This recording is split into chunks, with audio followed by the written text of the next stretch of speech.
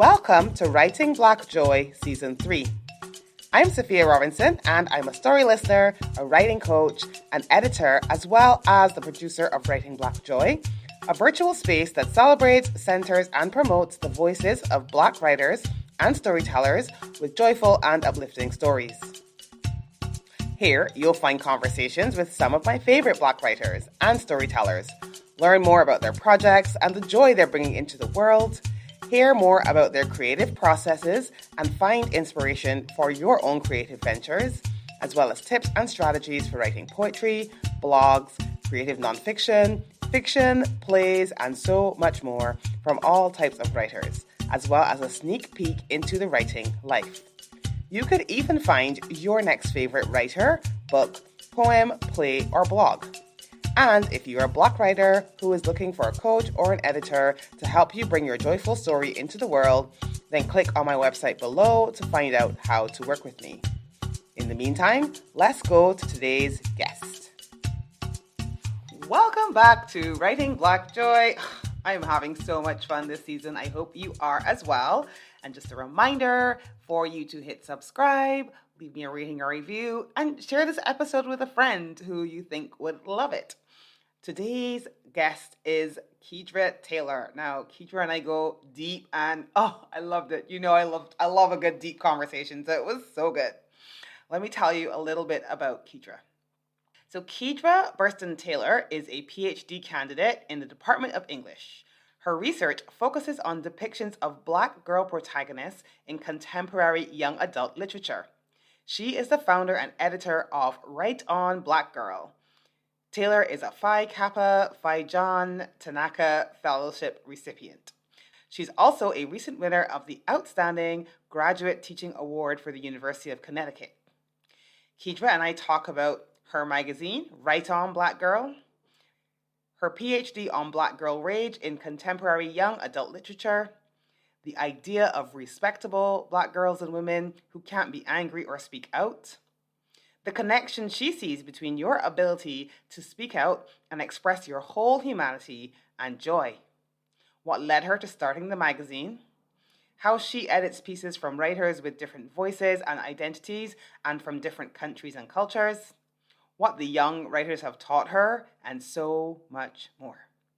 I hope you enjoy this conversation as much as I did.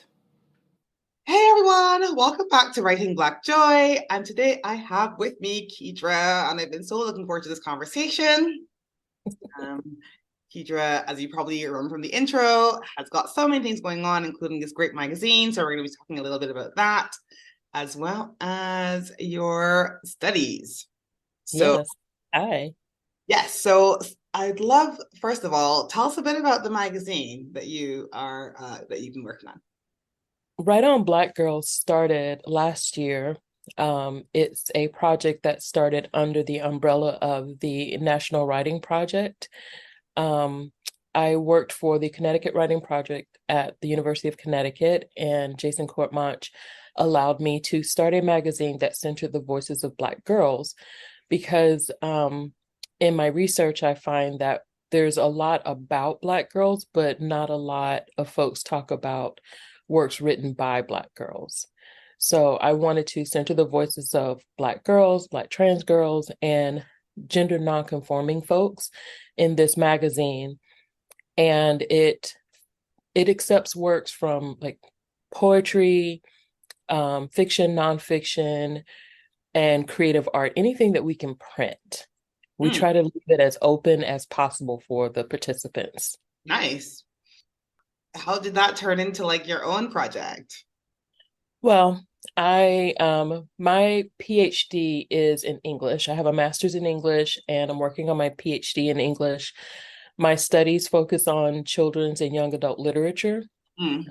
My dissertation is on Black girl rage in contemporary young adult lit. Because I think that I think some of the literature, especially the prized works, focus on Black girl shame, trauma, Black girls being good Black girls.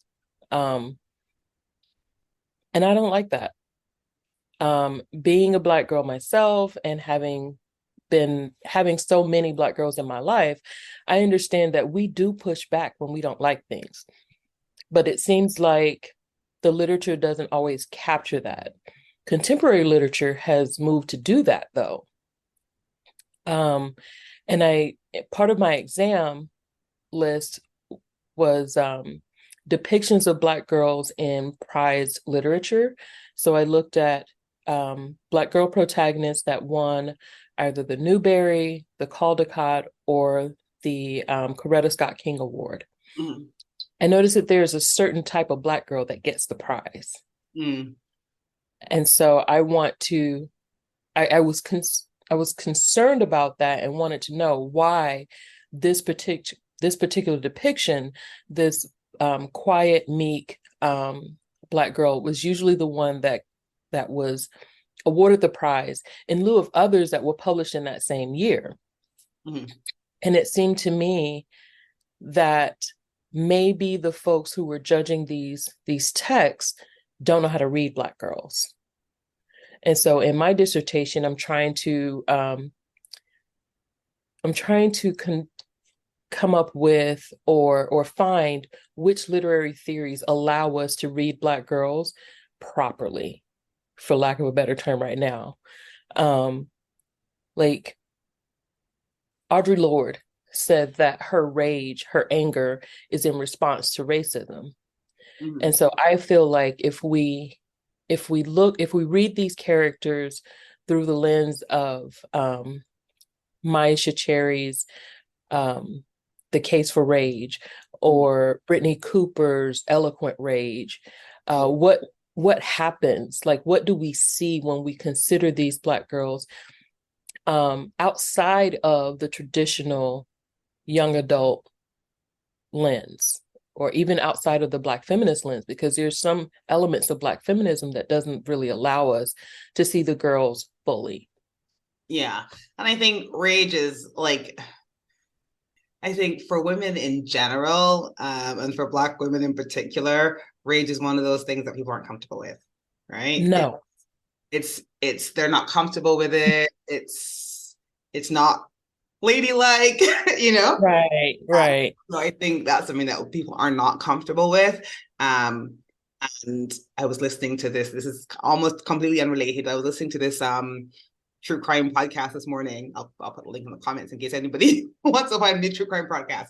But she was talking about this historical case of this Black young lady, and basically talking about how the narrative of the angry Black woman came to be popularized. Mm-hmm. And I think I almost feel like there's that black and white sort of nature. It's like either you're like the good Black girl who's like never gets angry, mm-hmm. or you're like angry and it's just like, or maybe you're a normal human being. Right. I mean, that's a normal emotion. And for some reason, Black girls and Black women have been deprived of that emotion. Especially because of during the New Negro movement, there was this way to behave in order to push back against the white folks' understanding of Black folks. Mm-hmm. So we girls were tasked with being respectable young girls. And so the respectability politics, according to what Brittany Cooper told us, sort of arrested us, so that it limited us so much that we couldn't speak out against things that were really bothering us. Yeah. And you kind of almost feel like you're caught between this idea of being, I don't even want to say being taken seriously, but like not being mm-hmm. dismissed if you have to stay a certain way. Like you don't want to perpetuate that stereotype, but then it means you almost have to like remove some of your humanity, you know? Yeah. We lose a part of ourselves every time we're trying to be the approachable, the safe Black person. Exactly. And I always, and it's, I know we've gone off on a tangent, but I have to do this because this is something I've been thinking about so much recently, particularly when I think about, like, sometimes I feel like it feels like it's in contrast with actually connecting with people, and which I think is also important if you are going to make a difference anywhere, like having that connection. And for me, right now I work in an organization where I'm absolutely in the minority. And, a few months ago, I got into an argument with someone, not one of my coworkers, but someone that I met who was involved in a project. And, Mm-hmm. you know, I just got really angry. I was really angry at something that she said to me. And Mm-hmm. when I left, I was like, I was also then angry with myself because I was like, I, I often feel like I'm having to choose between Mm-hmm. speaking my mind, which I did in that case, or feeling like if I do that, then I'm gonna push this person away. And Mm-hmm.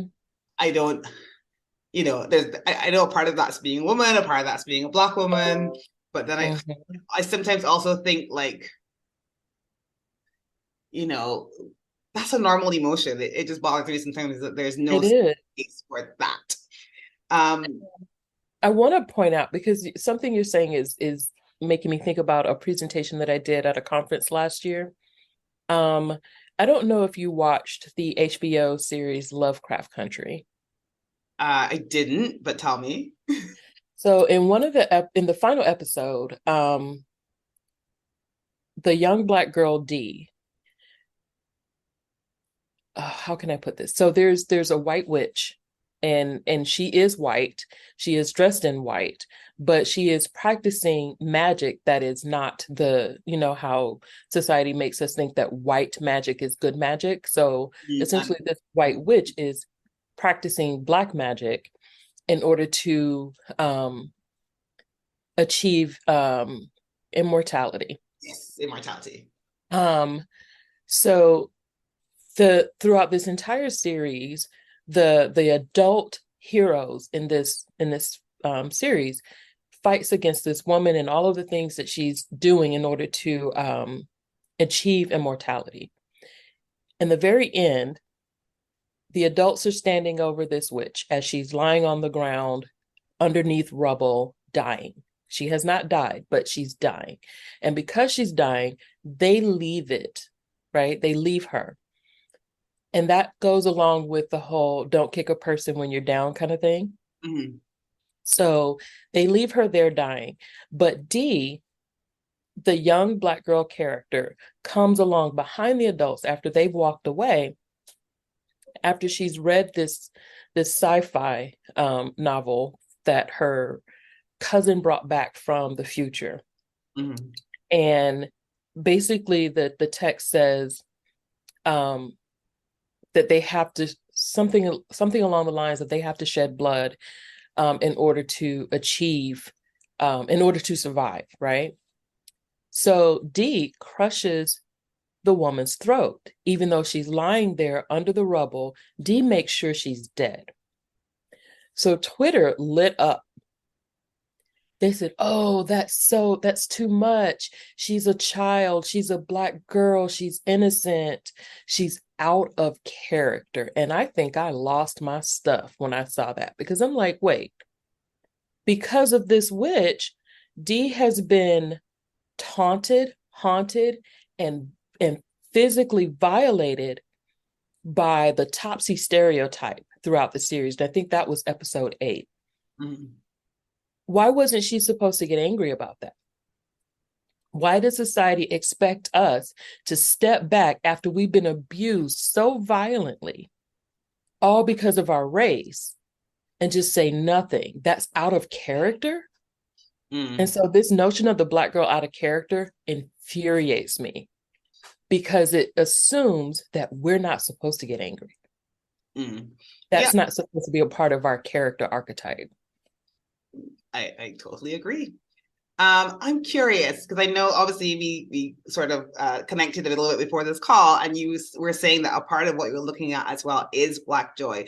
Where do you see the connection between that rage and the joy? It's it's I think there's something to do with shame in there. Like when we don't push back, like when you were saying you were upset with your colleague, right? If you didn't push back, you would have been upset with yourself.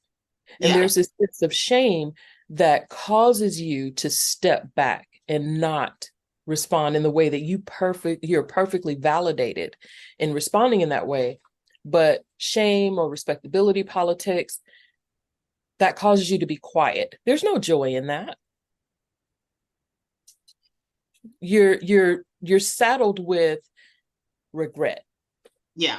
Saddled with not speaking out, not standing up for yourself. And personally, I think if I lash out at the person, regardless of whether it's the eloquent rage or it's just rage, right? If I tell that person how I feel about what they did to me, I think I feel better because I'm centering me. I'm protecting me. And we have to, in order to shift the narrative, in order to shift how people think about us, we have to speak out. We have to do something about it. And I think once we do that, we feel like we get a piece of ourselves back. And I think that's part of the joy. Yeah. Like that. I feel like maybe I'm just too hard on myself, but there's always a part of me that feels like I'm angry no matter what. And and I think that's what bothers me sometimes because then I feel like I'm just angry at the world, like the whole conversation that I was having with this person. I lashed out. I was angry. I think I would have been angry if I hadn't lashed out. But I was also angry because I'm just like, why does this even have to be a thing? Like, how are we still living in a world in 2023 where this is still a conversation? And that things like that also make me so mad as well, that I feel like, I don't. Sometimes I worry that if I tap into that rage, it will be like this endless pirate. Like I will never get out of it. I would never get, and I worry about that, and I don't know. Yeah. I don't know how. I don't know if anybody else feels that way, or it was just me. But I just feel like I think a lot of us do. I think a lot of us feel that way. And also, I think if you don't release it, that's a lot of pressure trapped inside of you. You can't find joy and peace if this rage has reverted and stayed packed inside of you. Yeah. It feels like an abscess. That's a really good point. Well, thank you so much for taking us so deep into your work, which sounds really fascinating. I'm curious. Black joy is important to me. I know it's important to you as well. What makes you so passionate about it? What makes it so important to you?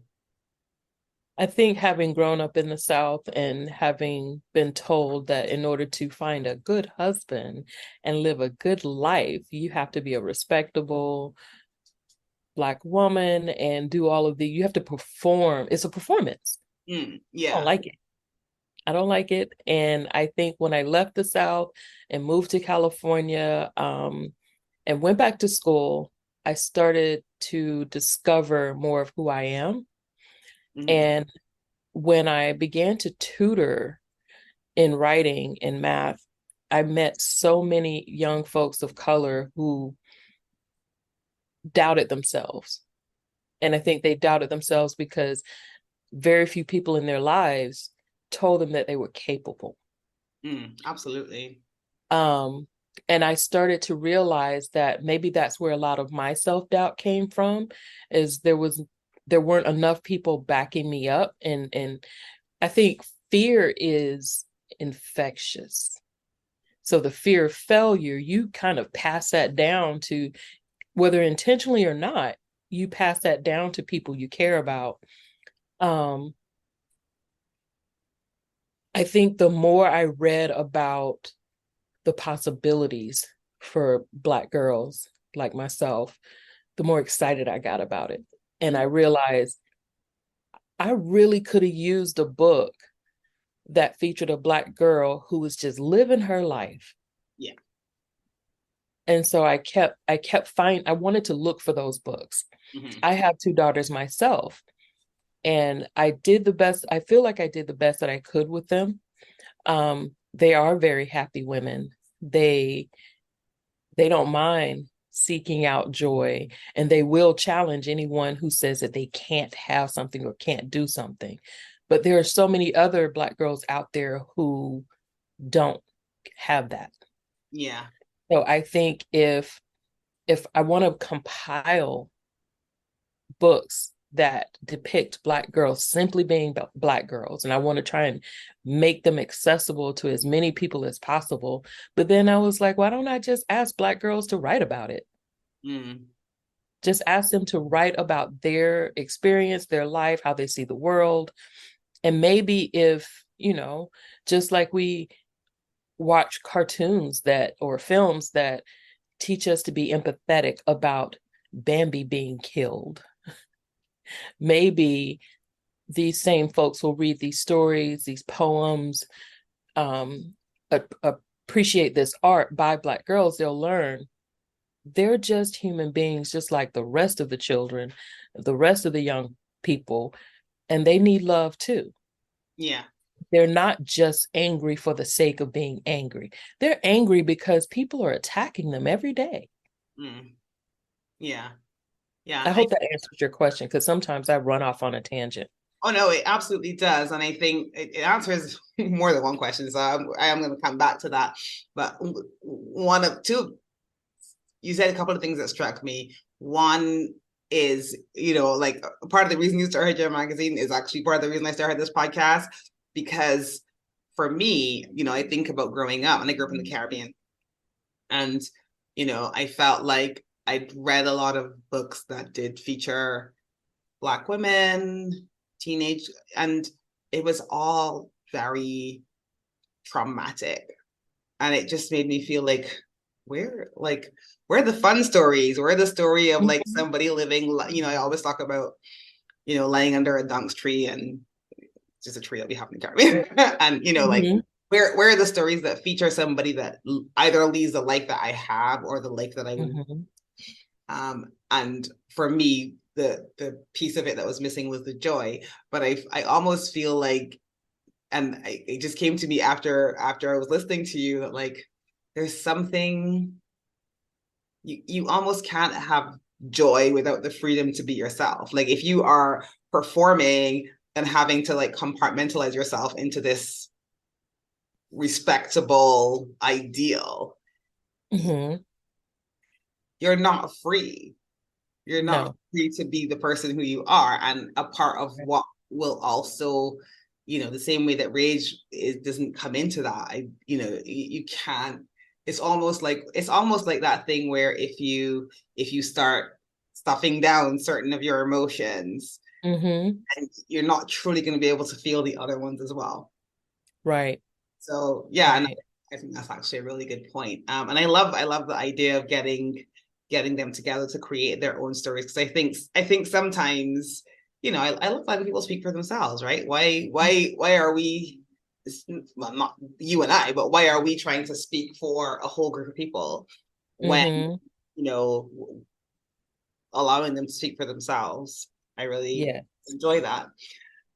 I'm curious about the process of bringing that magazine to life, because funnily enough, before I started this, I was saying to a friend of mine earlier today, before I started this podcast, I had this dream of like having a publishing company. And then I thought about making it into a magazine. And then a friend of mine was like, do something virtual. And then I did a website, and then I did a podcast. So it kind of like grew out of this initial desire to create this thing.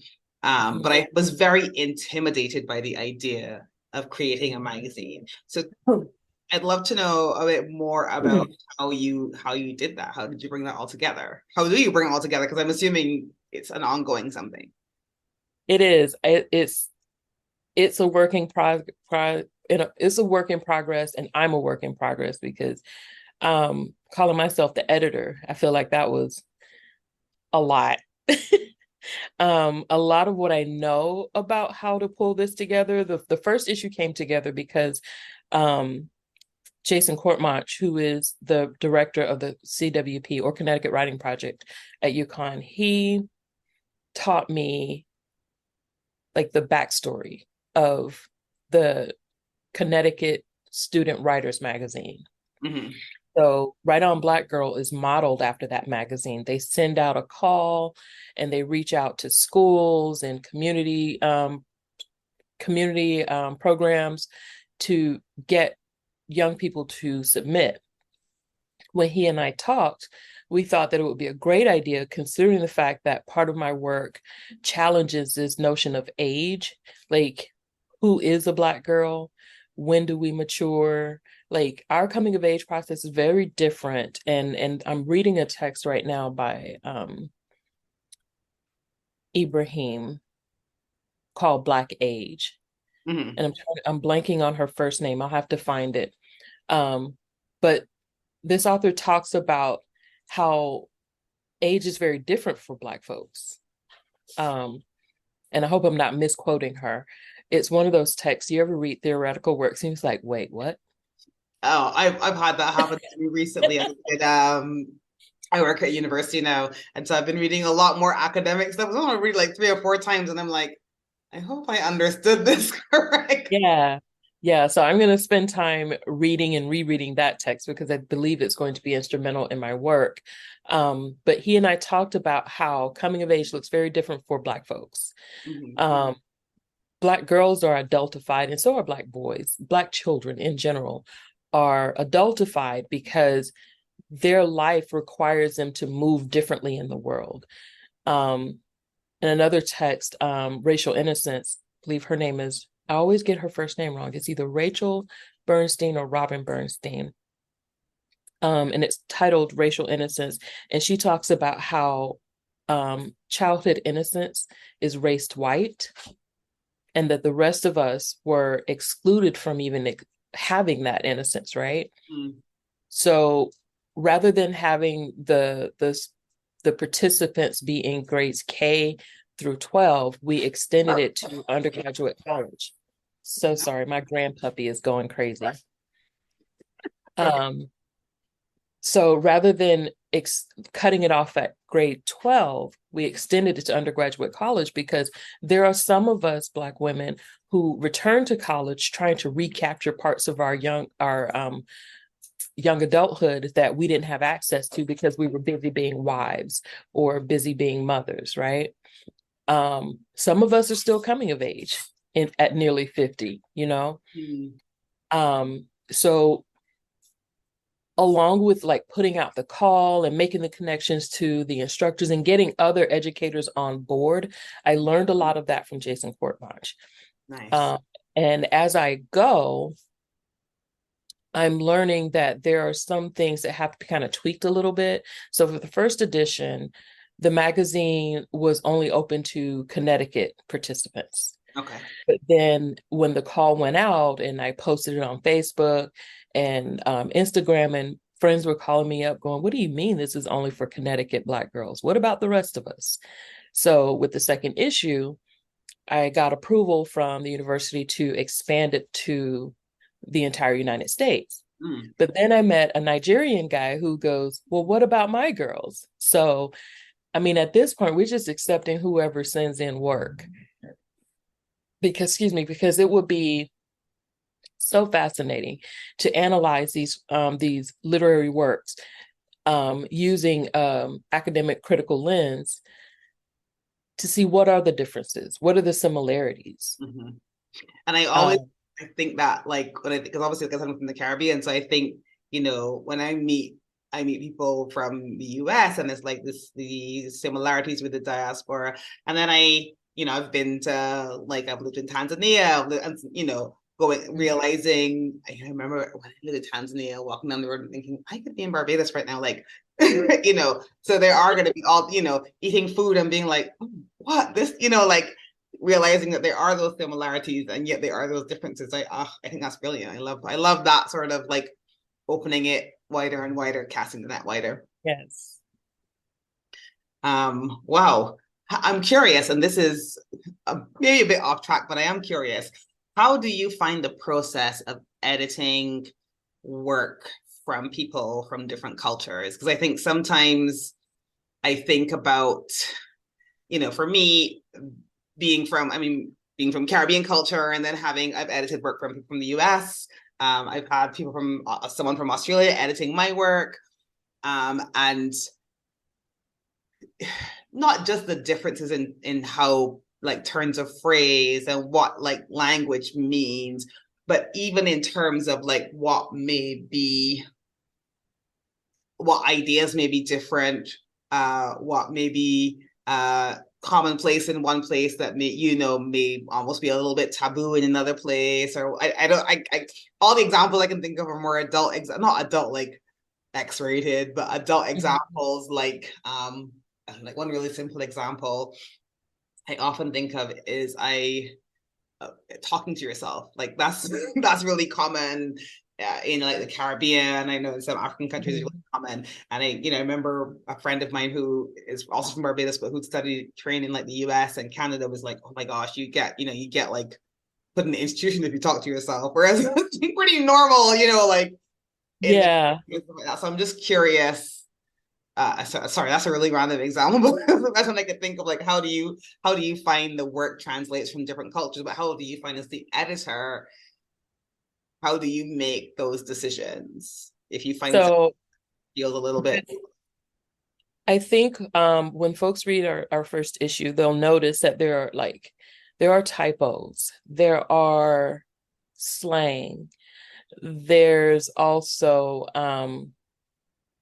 what else can it's like I don't know how to explain it, but like you said, the turns of phrase, I try to leave as much of that as I possibly can. I think about I'll check to see where this person is from. And so far, although my dream is to cover the entire United States and reach into other countries, so far we only have about 7 states represented for the upcoming issue. So if you're out there and you have work, send it to us. So what I've been doing is I pay attention to where the person is from. And I pay attention to the context. Having read literature from Black female authors from other countries, I can recognize some nuances there that and understand that they need to stay. I try to edit out things as little as possible because I want to make sure that I don't weaken the integrity of that author's work. It's their work. Especially when it's poetry. I know that poetry written a certain way, words placed in a particular place, all mean something.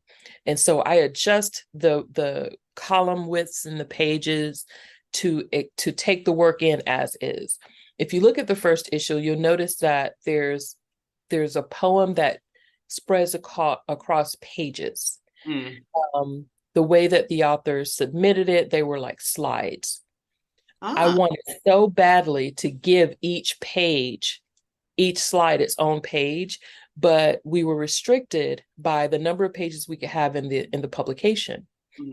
And we're paying with donated money to have this printed for each author gets one copy for themselves for free. But on the digital pages, that would be something different, but I haven't figured that out yet. But for this upcoming edition, I'm doing everything I can to make sure that the way that it was submitted is the way that it goes into the publication. And then for the third issue, we'll give the authors guidelines so that they understand what their limitations are and the way that their work will be published. Because as this literary movement, as this person who talked with me last year about it, we decided it's a literary movement. So as this literary movement grows, we'll be able to do more with the magazine, but without silencing the writer, because I feel like if I take a word out, I feel like I'm silencing that author. We're taking words out of her mouth or their mouth, and I don't want to do that. And these are creative works, so it's safe to say that they chose that word for a reason. I definitely think that's true with poetry for sure. But even I always remember when I first moved to the UK years ago, because I came to the UK to study. And I remember there was this book that was out at the time that was called Train Spotting, and it was written. Okay, I'm probably going to get into so much trouble for doing this, but like I'm pretty sure it was this guy from Scotland. Um, I can't remember the name of the author. So again, I'll drop it in the comments if I remember it. Not if I remember it when I look it up. And I remember opening the book and it was just written in this dialect, like the whole thing from start to finish.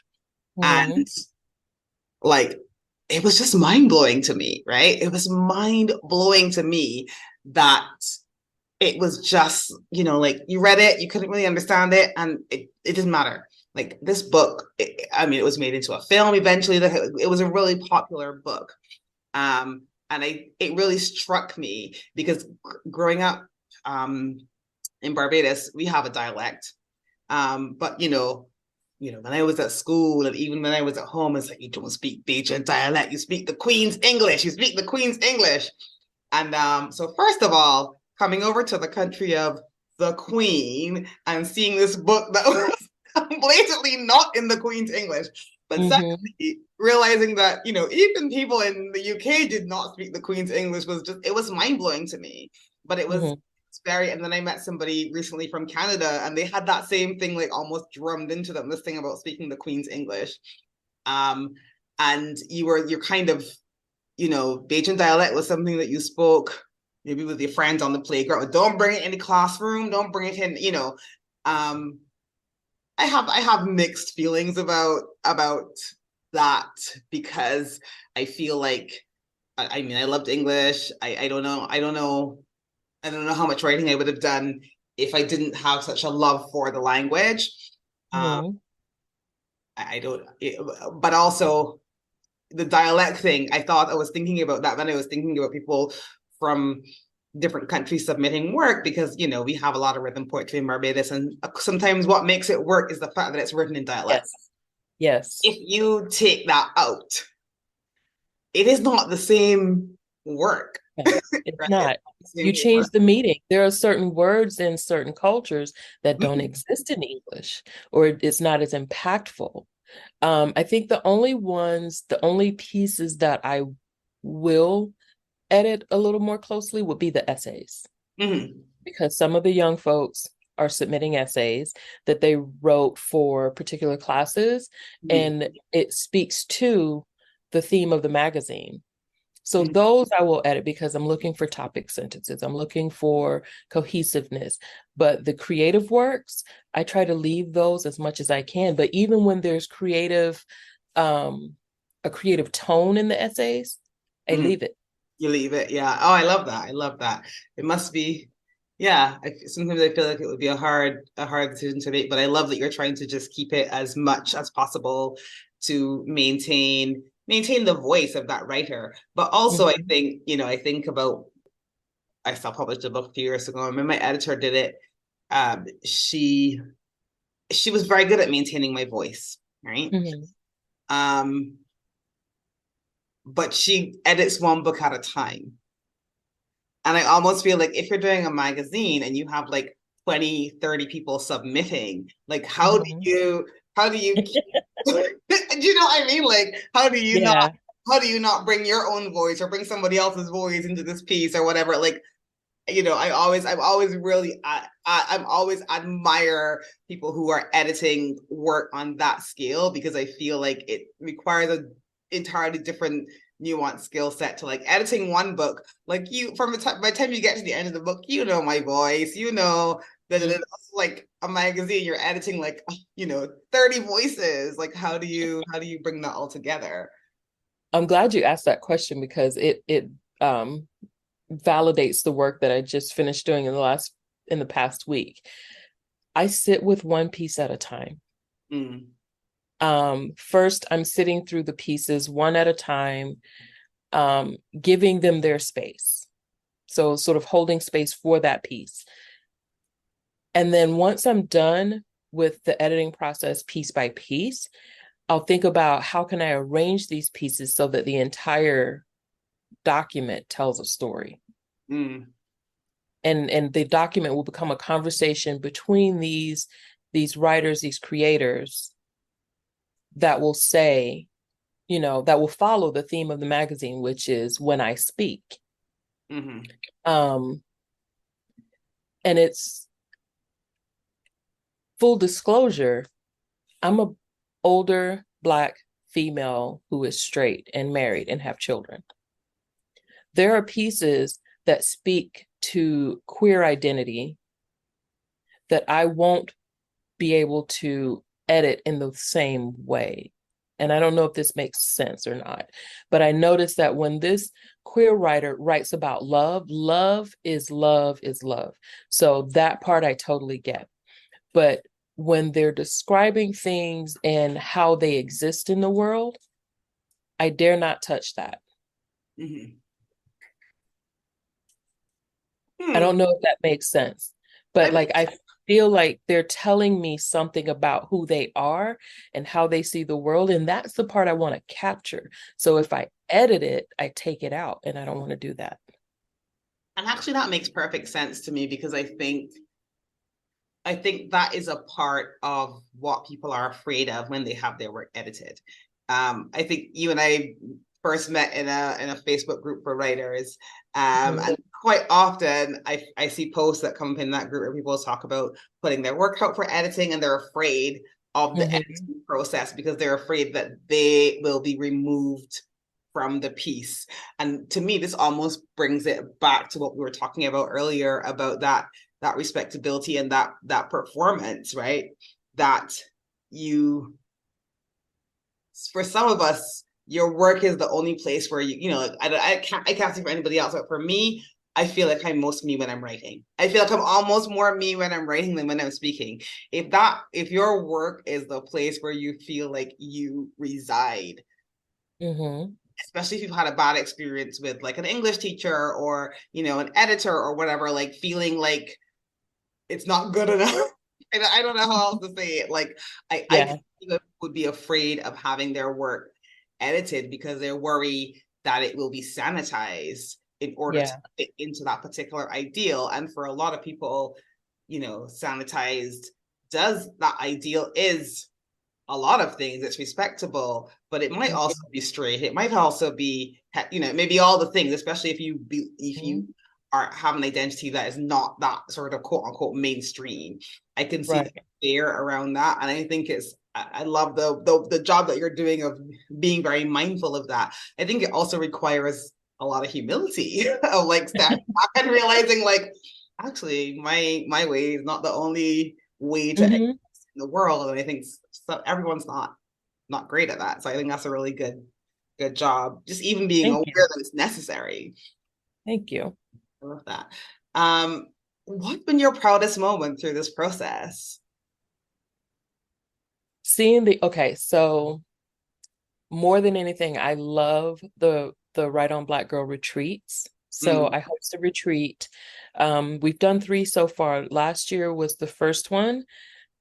This year we had 2, one at the University of Connecticut and one at Central Connecticut State University.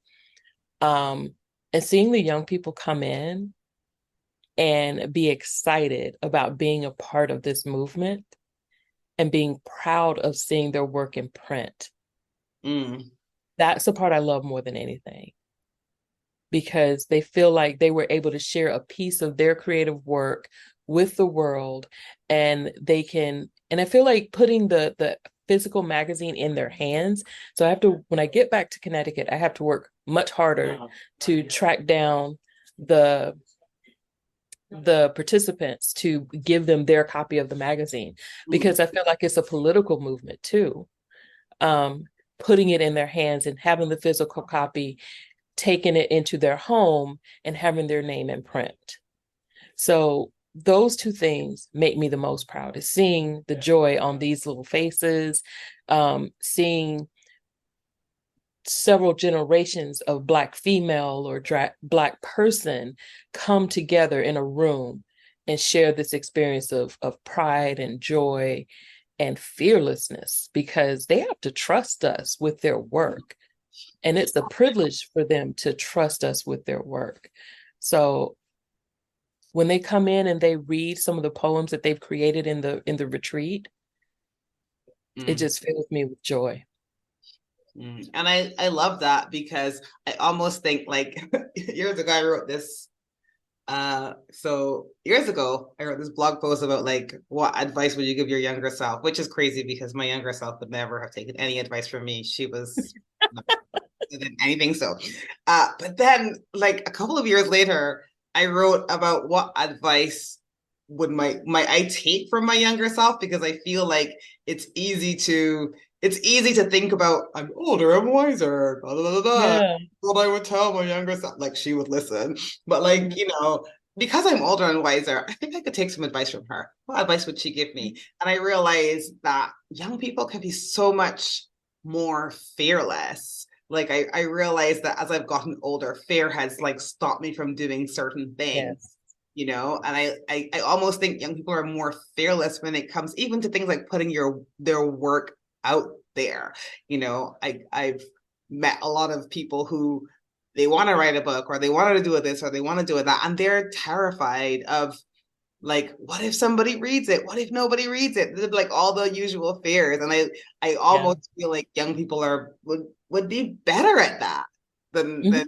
because not that they're not afraid of anything. That's not what I'm saying. But I just feel like I was so much more fearless when I was younger. Oh And yeah. I wonder if that helps you to be a little more fearless, because I work with young people now, and it definitely has an impact on me. Yeah, I think so because someone told me I'm an ambivert. Like I prefer to be by like in my safe space, Mhm. not crowded by people. But when I need to be, I can spring into action. And I feel like working with these young folks makes me more extroverted.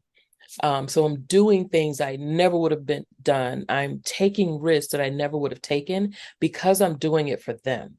Yeah, I love that. And so I get energy from them, and it's amazing. Yeah, they do give you a lot of energy. It's true.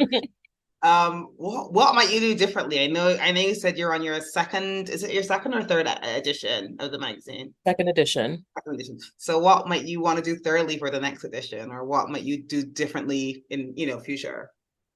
Well, for this edition, something that I last this past week, as I was working on it, I realized I wanted it to look more like like a literary magazine. And so I'm having to do research, see what other literary magazines look like, and how can I make this one stand out. We didn't have a lot of time to be creative, me and the co-editors with the first edition, because it was the magazine went out right as I was taking my qualifying exams. So I was a little distracted. Yeah, no. Oh, rough. So with this edition, I'm taking more care and trying to arrange it a little differently and blend the pieces together so that they make they look like a visual conversation, if that makes sense. Yeah, it makes perfect sense to me. Like when I was saying to you, when I had the idea for this podcast, I had wanted to create a writer's gallery, and in my mind, it would be like an art gallery, but for writing. Yeah. So that's what it that when you describe it, I'm like, that's the idea it feels like to me. But like you said, a conversation, a journey as you. Yes. No, that sounds really good. Well, we're getting to sort of wrapping up time, but this has been such an amazing conversation. I really enjoyed it. I'm curious, two things. Uh, Mhm. Normally I ask people, what advice would you give a young creative? But actually, what I want to know is, what is one thing you have learned from these young writers? That's a great question because I have learned a lot from them. But Mm, I think the most valuable thing I learned from them is you can't count yourself out mm, because the world is already counting you out. Give yourself a chance, mm. um, and speak up. we already know, we know what we want. And these young folks have shown me, and it reminds me of something that June Jordan said. Young people know what they want. We just have, and they're telling you, you just have to listen. And so I've learned to listen more.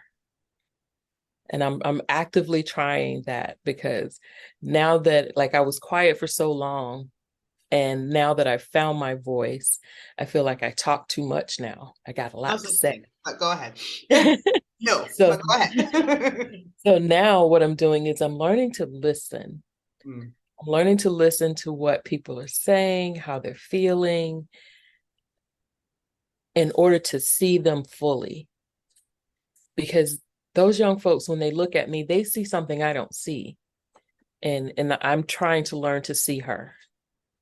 I think that, like you said, you're taking advice from your younger self. I think I'm in that moment. I'm in a new season, and I'm shedding some old habits, some old beliefs, and I'm seeing the world with a new set of eyes.